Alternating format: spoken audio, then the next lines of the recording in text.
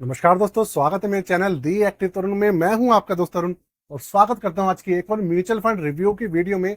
आज की वीडियो में स्पेशली आज जो हम रिव्यू करने वाले हैं, विश्लेषण करने वाले हैं, उस फंड का नाम है HDFC mid cap opportunity fund. एक मिड कैप कैटेगरी का फंड है। अभी की बात करूं, इसके अंदर जो मेजर अपडेट आया है वो मैं आपको वीडियो के बीच में बताऊंगा। आप एंड तक बने रहिएगा। इसके अंदर काफी ज्यादा अपडेट आए हैं और काफी ज्यादा इसके अंदर चेंजेस भी आए हैं। क्या चेंजेस है जानने के लिए जुड़े रहिएगा। दूसरी बात, पूरी की पूरी जो वीडियो है एजुकेशन पर्पस के लिए होने वाली है। किसी भी तरीके का रिकमेंडेशन या सजेशन नहीं है। किसी भी फंड में इन्वेस्ट करने से पहले अपना आपका जो फाइनेंशियल सलाहकार है, फाइनेंशियल एडवाइजर है, उससे भैया हमेशा सलाह जरूर ले। आगे बढ़ते हैं। देखिए, सबसे पहली बात, चैनल पे पहली बार आया है, चैनल को सब्सक्राइब कर लीजिएगा और बेल के आइकन को दबाना बिल्कुल भी मत भूलिएगा दोस्तों, क्योंकि भैया बेल के आइकन को दबाने के बाद ही आपको जो वीडियोस है उसका नोटिफिकेशन प्राप्त होता है। फंड का नाम आपको फिर से बता दूं, HDFC mid cap opportunity fund है। डायरेक्ट ग्रोथ, रेगुलर प्लान, कोई सा भी हो, जिसका भी आप रिव्यू देखना चाहते हो, ये आपके लिए एक ही वीडियो काफी है।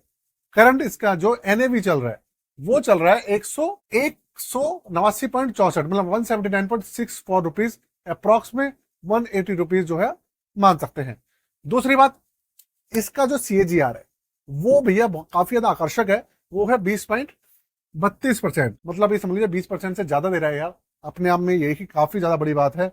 अगर आप पूछेंगे कि भाई पिछले 6 महीने में, 3 महीने में इसके अंदर क्या हाल रहे हैं, तो देखिए मैं आपको वो भी बता देता हूं। सबसे अच्छी बात जो है, सबसे अच्छी बात यह है कि अगर ओवरऑल में 1 साल के रिटर्न की बात करूं, 1 साल का जो रिटर्न रहा है इसका, वो भैया पॉजिटिव रहा है। तकरीबन 8% जो है इसने पॉजिटिव रिटर्न निकाल के दिया है, 8%।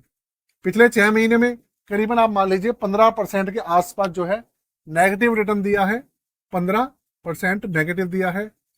पिछले 3 महीने में जो रिटर्न्स निकल के आए हैं वो भी 15% ही है, अप्रॉक्स में 15% अप्रॉक्स में माइनस में है। और पिछले 1 महीने में ये जो गिरा है वो काफी कम गिरा है, वो है -2.62%, मतलब काफी कम गिरा है। अगर आप देखेंगे ना तो मैक्सिमम जितने भी फंड्स हैं, स्मॉल कैप, मिड कैप या large cap, multi cap, flexi cap, पिछले 1 महीने में उनके अंदर गिरावट जो है काफी कम हुई है। रीजन वही है, मार्केट जो है स्टेबल चल रही है, 22,000 से 23,000 के बीच में चल, बढ़ी नहीं है तो घटी भी नहीं है, वहीं पे घूम रही है। इसलिए जो फंड्स हैं रुके हुए हैं वहीं पे। अच्छा, अब बात करते हैं इसके अंदर जो बड़े चेंजेस आए हैं उसकी बात करेंगे। उसमें आगे बढ़ूं उससे पहले चैनल को सब्सक्राइब कर लीजिएगा। और दूसरी बात, जो भाई भी अपना पोर्टफोलियो क्रिएशन या रिव्यू कराना चाहते हैं, रिव्यू हर साल एक बार कराना जरूरी है, ध्यान रखिएगा। आप किसी से भी कराएं, खुद चेक कीजिए, लेकिन हर स्कीम को चेक करना बारीकी से बहुत ज्यादा जरूरी है। ये काम जरूर कीजिएगा जिससे कि अच्छे रिटर्न आपको मिलते रहे। ये बात आप ध्यान रखिएगा। नया पोर्टफोलियो बनाना चाहते हैं तो बनवा लीजिएगा। दूसरी बात, डिस्क्रिप्शन में सारी की सारी डिटेल लिखी हुई है। आपको चार्जेस हैं और उसके अंदर कॉन्टेक्ट कैसे करना है, क्या क्या डिटेल चाहिए, सब लिखा है, जाके आप चेक कर लीजिए। तो देखिए, सबसे बड़ा जो मेजर अपडेट इसके अंदर आया है वो है इसकी रैंकिंग को लेके। इसकी जो रैंकिंग थी पहले वो रहती थी 4 स्टार और ये दूसरे नंबर पे घूमता रहता था। अब इसकी जो रैंकिंग है वो बढ़ गई है। अब इसकी रैंकिंग हो गई है 5 स्टार, मतलब हमारा HDFC mid cap opportunity fund अब नंबर 1 फंड हो चुका है।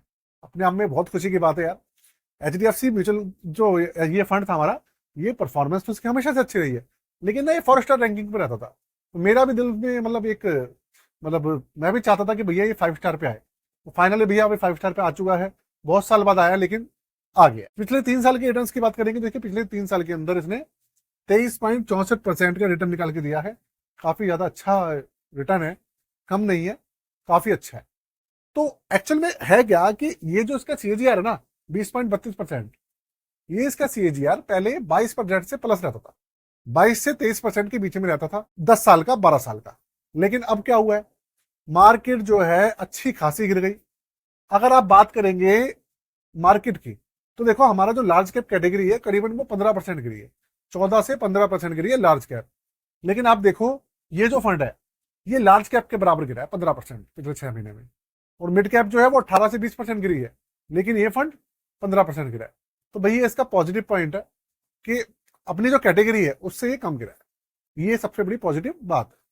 आगे चलेंगे, बेंचमार्क की बात करेंगे। तो बेंचमार्क है इसका निफ्टी 150 मिड कैप, मतलब जो हमारी निफ्टी 150 के अंदर जो 150 कंपनीज है वही भैया इसके अंदर है। फिर भी आपको पोर्टफोलियो के बारे में बता देता हूँ कितने स्टॉक्स है इसके अंदर। सारा पैसा जो है इक्विटी के अंदर लगा हुआ है और इस फंड के अंदर टोटल 78 स्टॉक्स शामिल किए गए हैं फंड मैनेजर के द्वारा, जो कि चेंज होते रहते हैं। फंड मैनेजर अपने हिसाब से अदला बदली उसके अंदर करता रहता है ना। आगे चलेंगे। सबसे बड़ा इसका नेगेटिव पॉइंट इस पूरे फंड का, जो कि सबसे ज्यादा नेगेटिव है, वो है भैया इसका एक्सपेंसिव रेशियो। बिल्कुल भी सही नहीं है। एचडीएफसी स्मॉल कैप फंड की भी मैंने एक वीडियो बनाई थी, उसके अंदर भी जो सबसे बड़ा नेगेटिव पॉइंट था वो इसका एक्सपेंसिव रेशियो था, और भैया इसका भी एक्सपेंसिव रेशियो ही है 0.83%। Expensive ratio mid cap category के अंदर बहुत ज्यादा है। अगर आप दूसरे फंड उठा के देखेंगे भाई, कंपैरेटिवली इससे काफी कम है। मोतीलाल ले लीजिए, आप एसबीआई ले लीजिए, और दूसरे ले लीजिए, क्वांट वगैरह ले लीजिए, सबके कम है। लेकिन पता नहीं क्या हुआ है, या तो एचडीएफसी ने जो एक्सपेंसिव रेशियो वो बढ़ा दी है, क्योंकि पहले तो इतने नहीं थे, पहले तो कम हुआ करते थे।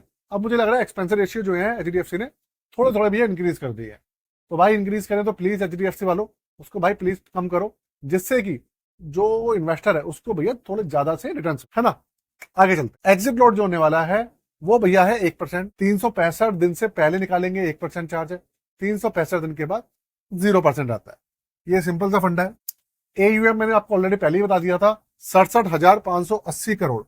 आप देखो कितना ज्यादा मैसिव एयूएम है इसके अंदर, 67,580 हजार करोड़ का एक ही फंड के अंदर एयूएम। कितना भरोसा लोगों, भरोसा दिखलाता है।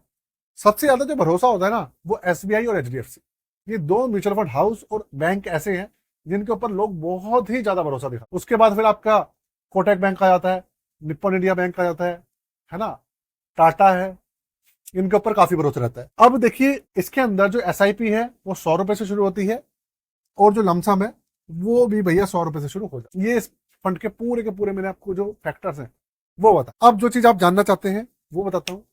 नेगेटिव पॉजिटिव मैंने आपको बता ही दिया। पॉजिटिव भैया 5 स्टार है, एचडीएफसी की तरफ से है, अच्छी परफॉर्मेंस है। नेगेटिव भैया एक्सपेंसिव रेशियो बहुत ज्यादा है, कम करने चाहिए एचडीएफसी वालों को। अब बात करते हैं मार्केट के अंदर जितनी भी गिरावट हुई है उससे कम ही गिरा है, ज्यादा नहीं गिरा है। तो भैया टेंशन वाली बात, ऐसी तो कोई टेंशन वाली बात नहीं है। दूसरी बात कि सुधार कब आएगा, जब मार्केट बढ़ेगी अपने आप सुधार आ जाएगा। जितने भी फंड्स हैं आपको सबके अंदर सुधार देखने को मिलेगा। तो दोस्तों आज के लिए इतना ही। जय हिंद, वंदे मातरम।